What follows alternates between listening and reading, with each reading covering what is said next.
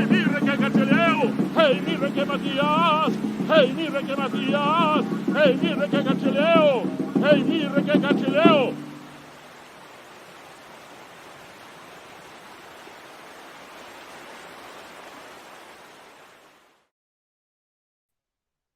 Hola, mi nombre es Gonzalo Planet. En esta oportunidad tendré la ocasión de compartir un café con el director Rodrigo Fernández, con quien conversaré acerca de su corto documental José Quilapi, Mapuche Tenor, centrado en la figura del tenor, compositor, recopilador y formador José Quilapi, una producción que es parte del Festival Inédit Chile 2020. ¿Qué tal, Rodrigo? ¿Cómo estás? Hola Gonzalo, ¿cómo te va? Bien, aquí estamos, cuéntame. Fantástico, un gusto conversar contigo. Quería Igualmente. comentar Quería comentarte algunas cosas previas a este corto documental. Yo sé que hace algunos años estuviste tras la dirección de una serie documental titulada Pentagrama Étnico de Chile, que tenía la particularidad de retratar la experiencia de músicos ligados al mundo de la academia, que establecían contacto con distintos pueblos originarios y componían e interpretaban música en base a esa experiencia. Sí. ¿Cuáles sientes tú que son los puntos de contacto entre Pentagrama Étnico de Chile y el cortometraje documental José Quilapi, Mapuche Tenor? O sea, el punto es enorme, diría yo, porque precisamente, bueno, de hecho, José Quilapi participó en el capítulo mapuche de esa serie que estás manifestando tú. Y bueno, esencialmente, Quilapi es un personaje precisamente que viene del mundo mapuche. Él es parte de un pueblo originario, ¿ya? Y simultáneamente con eso, ¿no es cierto?, él es una persona que se formó en la academia en términos musicales. Entonces, esa particularidad es tremendamente interesante y fue lo que me llamó la atención, particularmente la personalidad de él. Y ahí hay un vínculo. Hay otros vínculos también. Yo ya antes de ese trabajo había trabajado también en la misma serie Pentagrama de Chile, ya en un trabajo como de historia de la música de la academia con identidad nacional. Siempre he trabajado con el tema de la identidad de alguna forma. Y en ese trabajo me encontré con un disco de José Quilapi y Cirilo Vila, ya que se llamaba Cantos de la Ciudad Sitiada. Ya yo creo que es un disco patrimonial, es un disco histórico que se grabó en la época de los 80, ya en plena dictadura, y ahí él con Cirilo Vila interpretaban un conjunto de temas de compositores emergentes de ese minuto. Así que ya lo fui conociendo, también trabajé con él en algunos temas relacionados con Isamit, en algunas cápsulas, y así pues hasta que llegó el minuto en que se dio la oportunidad de trabajar solo, te fijas, en base a su vida. Hay una suerte de imaginería en torno a la música mapuche, sobre todo para quienes la ven más desde fuera. Y el hecho que el protagonista de este documental sea un maestro mapuche del canto lírico rompe de inmediato con los estereotipos. Sí. Hay unas cosas muy particulares en el cortometraje. Por ejemplo, es el mismo José Quilapi quien nos cuenta su vida, una vida que está en un tránsito permanente entre las influencias europeas y su tradición mapuche, como que son cosas que juegan en paralelo.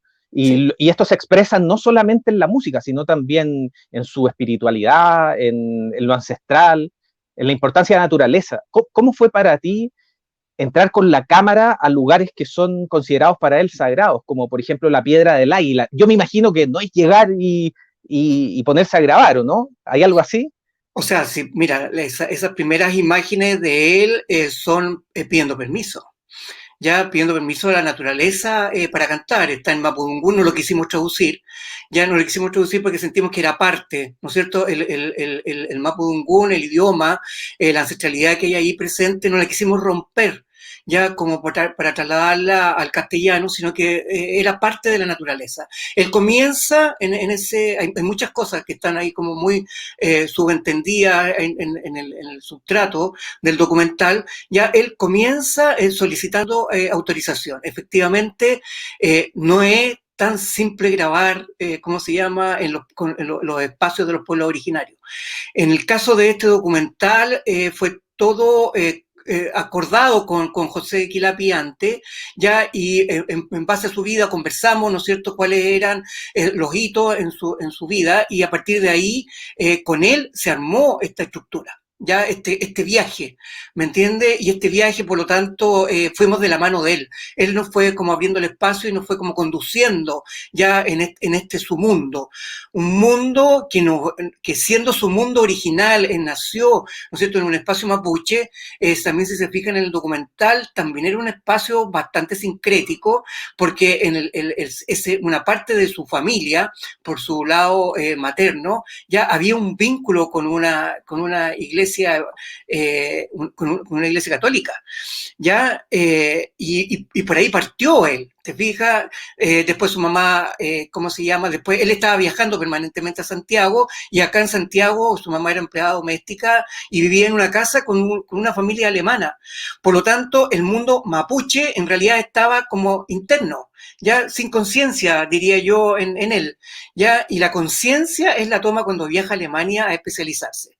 Ya estando siempre presente, digamos, vinculado a ese mundo, conciencia, te fijas, de que era mapuche y que allí había una identidad, un elemento propio que podía nutrirle, ¿no es cierto?, en su faceta artística y en su faceta humana, lo empezó a encontrar en Alemania. Esa es la parte como interesante, diría yo. El fondo de eso. Uh-huh. Y cuando tú documentas a un músico como José Quilapi, su obra, sus motivaciones artísticas, donde digamos, la memoria del pueblo mapuche está tan presente, y también está, digamos, este subtexto sobre las injusticias que han sufrido por siglos, que es inevitable tocarlo. ¿Tú sientes que son dos historias que corren en paralelo, la historia de él y la historia del pueblo mapuche, o son una misma historia donde se van mezclando todas estas subtramas? Son una misma historia, sin ninguna duda, es una misma historia. O sea, el pueblo mapuche, de hecho, fue parte, así comenzamos a conversar, ya, porque, o sea, cuando tomé contacto para hacer el documental, le dije, don José, me gustaría conocer su parte mapuche, y su parte mapuche entendida de que hay multiplicidad, te fijas, de formas de estar en este país siendo mapuche, ya, porque la historia ha llevado desde mapuches que viven sin saber otro idioma que el mapudungún, te fijas, hasta los mapuches que que nacieron en otros territorios, sobre todo Santiago, ya, y con poco vínculo, un vínculo muy minoritario, ya, pero son todas historias que tienen que ver con el pueblo mapuche directamente. De hecho, se cuenta, ¿no?, en el documental, y ahí está el vínculo directo en relación con el tema del despojo. O sea, los Quilapi, o sea, él llegó a Santiago porque las condiciones económicas no se lo impedían, y además que por el lado de su padre, ¿no es cierto?, todo la tierra, que es lo que cuenta, que es el lado que contamos en realidad del documental, la parte Quilapi, no la parte Niyir. Ya la parte Niyir está como muy secundaria, ya es la parte Quilapi, porque él va a buscar esas raíces de él, eran las partes más desconocidas de los Quilapi. Y los Quilapi, te fijas, como cuenta una de sus parientes, ¿no?, Amalia Quilapi, que entre paréntesis, ella es un tesoro vivo ya de Chile, por su tema del tejido del puncho cacique. Bueno, la cosa es que él ahí cuenta ella que a los Quilapi les despojaron de sus tierras abiertamente, les quemaron la casa, les quitaron el territorio y tuvieron que esparcirse por Chile, ¿ya? Y así llegaron a distintos lugares, y después, con los años, muchísimos años después, empezaron a rejuntarse. Entonces es completamente parte, o sea, los pueblos originarios han tenido una historia tremenda en este país, yo creo que en Latinoamérica en general, en el mundo quizás, ya, y claro, es lo mismo, o sea, son mapuches. Y en eso no cabe duda, y yo, o sea, me convencí, pero completamente. Hay una manera de ser, una forma de relacionarse con el mundo, hay una interioridad, una espiritualidad, ¿no es cierto?, que se lleva, tiene que ver con los orígenes. Y es evidente que eso nosotros lo vemos, digamos, a lo largo del documental en distintos momentos, que es una impronta que está inevitablemente muy, muy presente. Sucede algo curioso, la música mapuche suele ser cada cierto tiempo redescubierta, reinterpretada, reivindicada, si uno quiere de alguna forma, por artistas que generalmente no son mapuches, digamos, no sé, algunos que tienen un alcance masivo, enorme y popular, solamente por mencionar a uno, los Jaivas, que durante su trayectoria han incorporado elementos de la música mapuche, algunos de sus instrumentos a sus propias obras durante décadas. Sin embargo, no existen tantos músicos de origen mapuche cuya presencia sea constante a nivel de industria discográfica o de medios de comunicación masivos. Y de hecho es particularmente inaudito que un maestro como José Quilapi, que no solamente es tenor, sino también compositor, recopilador, quien estudió y trabajó con músicos de renombre mundial como Elizabeth Schwarzkopf o Pierre Boulez, su legado no esté tan presente, digamos, y esté solamente esté reducido como al espacio de conocedores. ¿Tú qué crees que debe suceder para que eso cambie? ¿Qué tiene que pasar para que músicos mapuches tengan una mayor presencia en las distintas escenas de la música chilena a un nivel, digamos, más masivo? Bueno, yo creo que los medios de comunicación juegan un rol tremendamente importante. También tenemos que entender que en términos históricos hay una cultura dominante y esta cultura dominante niega, ¿no es cierto?, la existencia de esa parte de nuestro mestizaje. ¿Ya? Y yo creo que ahí está como el gran punto, ¿ya? Es el reconocimiento de nosotros, los chilenos, de que tenemos, que no solo somos españoles y europeos, sino que nuestra gran parte y lo que nos da la identidad, yo en eso estoy convencido, la identidad nuestra propia chilena emerge esencialmente del pueblo mapuche.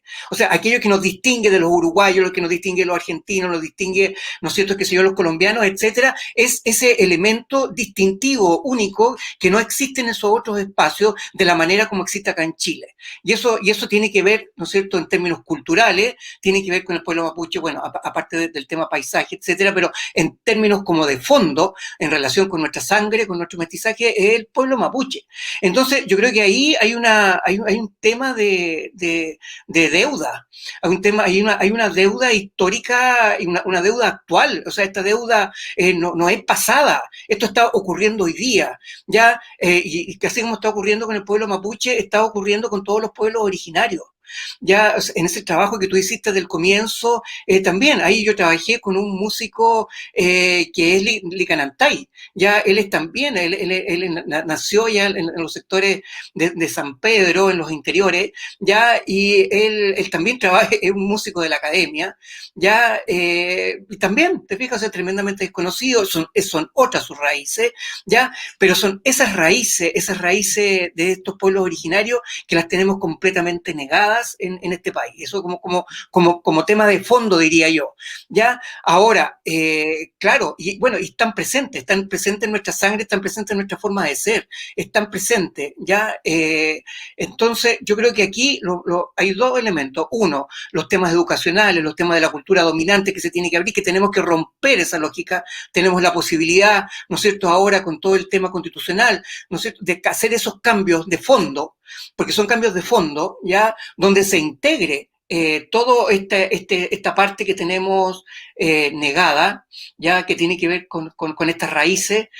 Yo creo que ese es como un primer elemento, tiene que ver en la educación, tiene que ver de elementos que la institucionalidad chilena reconozca y ponga en acción, ¿no es cierto?, esta presencia, ya, y por otro son los medios de comunicación. Yo creo que los medios de comunicación juegan un rol tremendamente importante. O sea, en este instante hay un conjunto también de músicos mapuche en el hip hop, por ejemplo, ya, que no son pocos, ya, no son pocos, y es toda una expresión, ¿no es cierto?, que están haciendo y que van buscando ellos también sus vinculaciones, porque así como nosotros buscamos desde nuestro mestizaje, que se nos ha sido negado toda esa parte del pueblo originario, y buscamos los pueblos originarios, ya, también están el otro mestizaje, ¿no es cierto?, de la gente que tiene estas vinculaciones en esta sociedad occidental, ya, que tiene unas raíces más marcadas de pueblo originario y que también interactúa, ya, y ahí tenemos un tremendo diálogo. Yo creo que la riqueza cultural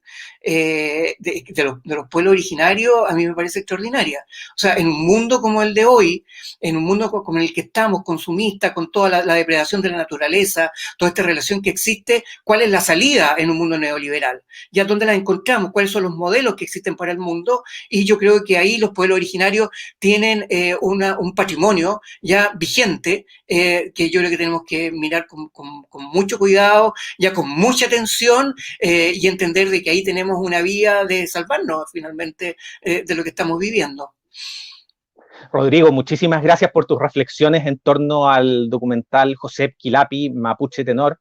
Un placer conversar contigo. Y para cerrar esta conversación, me gustaría, por favor, que invitaras al público del Festival Inédit Chile 2020 a que vean en la plataforma en línea tu documental José Quilapi, Mapuche Tenor.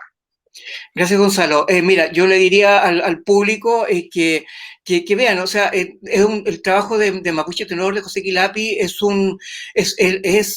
un retrato, ¿no?, de una persona mapuche, del pueblo mapuche, que ha tenido un recorrido. El documental es un recorrido. Ya él se está moviendo permanentemente, interna y externamente, ya por un espacio, el espacio de la mapuchicidad, de la espiritualidad, ya, y yo creo que ahí vamos a encontrar cómo vamos viendo, cómo vamos entendiendo lo que significa el mundo mapuche, ya, y lo podemos entender porque es un personaje que ha tenido patas en ambos lados, ya, en el mundo mapuche y también en esta cultura occidental, ya, y está retratado desde ese espacio mapuche, ¿no es cierto?, donde la relación con la naturaleza es tremendamente importante y donde hay un tema de contemplación que es muy fuerte y una relación con los distintos elementos de la naturaleza que él nos va llevando y nos va vinculando, y yo creo que va a ser una sorpresa.